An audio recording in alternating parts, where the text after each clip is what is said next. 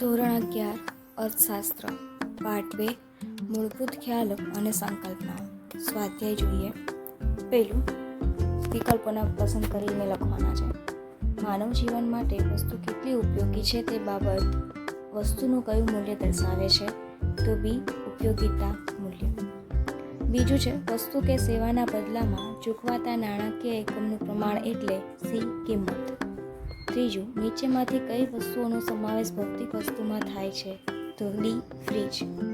ચોથું છે, સંપત્તિ નીચે આપેલ વિકલ્પમાંથી કયું લક્ષણ ધરાવતી નથી? તો બી, તેની છત હોવી જોઈએ. પાંચમું છે, તમામ કુદરતી સંપત્તિ એટલે શું? તો સી, જમીન. નીચેમાંથી કયો વ્યાપાર ચક્રનો પ્રકાર નથી? તો સી, અસતઃ આર્થિક પરિવર્તન. ક્વેશ્ચન 2, નીચેના પ્રશ્નોના એક વાક્યમાં જવાબ આપો. પેલું છે, મૂલ્યનો અર્થ જણાવો. તો મૂલ્ય એટલે વસ્તુ કે સેવા અન્ય વસ્તુના પ્રમાણમાં વિનિમય મૂલ્ય. બીજું, સર્વસુલભ વસ્તુઓનો અર્થ અને ઉદાહરણ આપો. જે વસ્તુ કે સેવાના પુરવઠા પર કોઈનો અંકુશ ન હોય અને જે વસ્તુ કે સેવા સૌને જ્યારે અને જેટલા પ્રમાણમાં જોઈએ ત્યારે મળી રહેતી હોય તે વસ્તુઓ સર્વસુલભ વસ્તુઓ છે. જેમ કે હવા, પાણી, સૂર્યપ્રકાશ વગેરે સર્વસુલભ વસ્તુઓ છે. ત્રીજું, અર્થશાસ્ત્રમાં નાશવંત વસ્તુઓ કોને ગણવામાં આવે છે? તો જે વસ્તુઓનો વપરાશકર્તાની સાથે જ અંત આવે છે અને જે લાંબા ગાળા સુધી ઉપયોગી રહેતી નથી તે અર્થશાસ્ત્રમાં નાશવંત વસ્તુઓ ગણવામાં આવે છે. ચોથું છે, વપરાશી વસ્તુઓનો અર્થ અને ઉદાહરણ આપો. તો જે વસ્તુઓ સીધી જ પ્રત્યક્ષ વપરાશવાળા જરૂરિયાત સંતોષે છે તે વપરાશી વસ્તુઓ જેમ કે ખોરાક, કપડાં વગેરે વપરાશી વસ્તુઓ છે. પાંચમું, કઈ સંપત્તિ વ્યક્તિગત સંપત્તિ ગણાય છે? તો જે સંપત્તિની માલિકી અને વપરાશ ખાનગી અને વ્યક્તિગત હોય તે વ્યક્તિગત સંપત્તિ ગણાય છે. છઠ્ઠું, ઉત્પાદનના સાધનોનો અર્થ જણાવો. તો વસ્તુ દૃષ્ટિગુણના સર્જનની પ્રક્રિયામાં મદદરૂપ થતી બાબતોને ઉત્પાદનના સાધનો કહે છે. સાતમું, મૂડીનો અર્થ જણાવો. તો આધુનિક ઉત્પાદન પ્રક્રિયામાં અગત્યનું ગણાતું સાધન મૂડી છે. શ્રમ અને જમીન એક કુદરતનું સર્જન છે જ્યારે મૂડી માનવ સર્જિત ઉત્પાદનનું સાધન છે.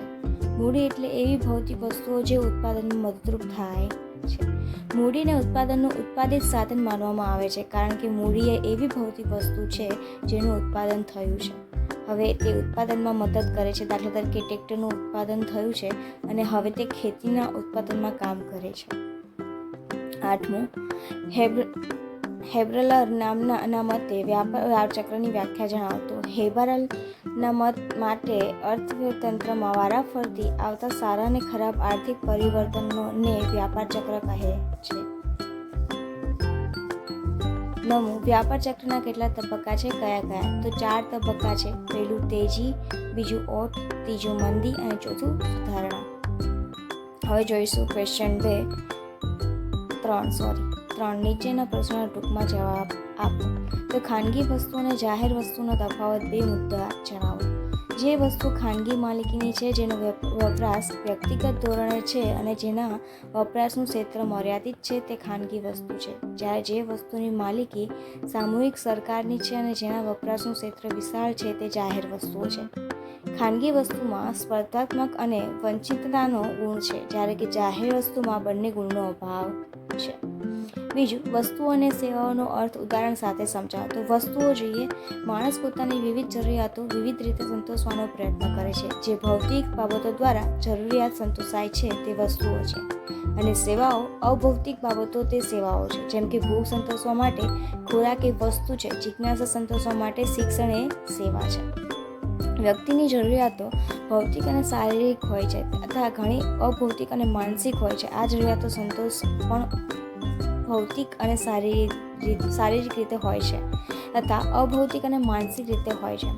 ખાવું, પીવું, મુસાફરી કરવી, રમવું આ ભૌતિક શારીરિક જરૂરિયાતો છે જેને સંતોષનારી બાબતો પણ ભૌતિક એટલે માપી શકાય તેવી હોય છે. જે વસ્તુઓ છે અને માનસિક જરૂરિયાતો સંતોષનારી બાબતો સેવાઓ છે. ત્રીજું જોઈએ, ટકાઉ વસ્તુઓનો અર્થ ઉદાહરણ આપી સમજાવો. તો જ્યારે કેટલીક વસ્તુઓના લાંબા ગાળા સુધી વપરાશ કરી શકાય તે ટકાઉ વસ્તુઓ કહેવાય. દાખલા તરીકે બિસ્કિટ, દૂધ, ફળો જેનો સમયગાળો ઓછો હોય છે, વપરાશમાં ન લો તો પણ તે લાંબા ગાળા સુધી ઉપયોગી રહેતી નથી, એટલે કે નાશવંત વસ્તુઓ છે. જ્યારે બૂટ, કપડાં, ફ્રીજ, ટીવી લાંબા સુધી વપરાશમાં રહી શકે તે ટકાઉ વસ્તુઓ છે. બરાબર છે.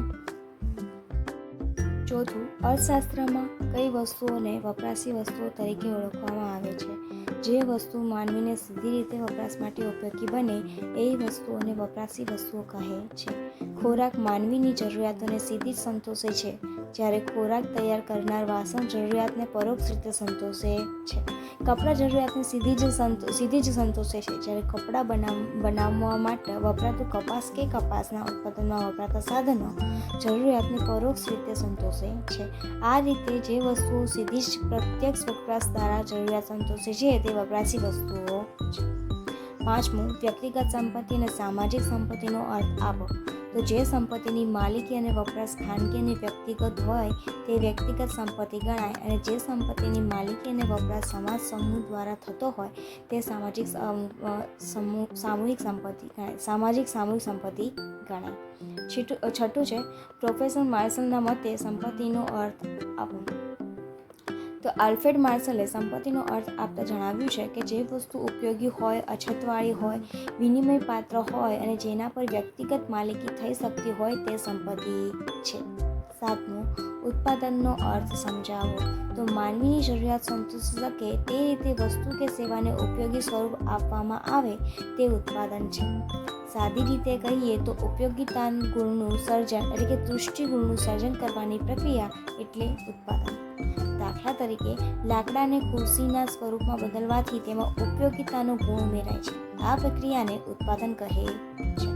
આઠમું જોઈએ, ઉત્પાદનના સાધન અને સંદર્ભમાં શ્રમનો અર્થ જણાવો.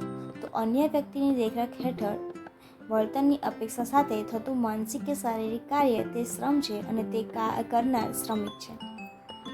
ઘણા અર્થશાસ્ત્રીઓ માને છે કે ઉત્પાદનના બે જ મૂળભૂત સાધનો છે, કુદરતી પરિબળો એટલે જમીન અને માનવી એટલે કે શ્રમ. આપણું 3 સુધી અહીંયા પૂરું થાય છે. ક્વેશ્ચન 4 આપણે નેક્સ્ટ વિડીયોમાં જોઈશું.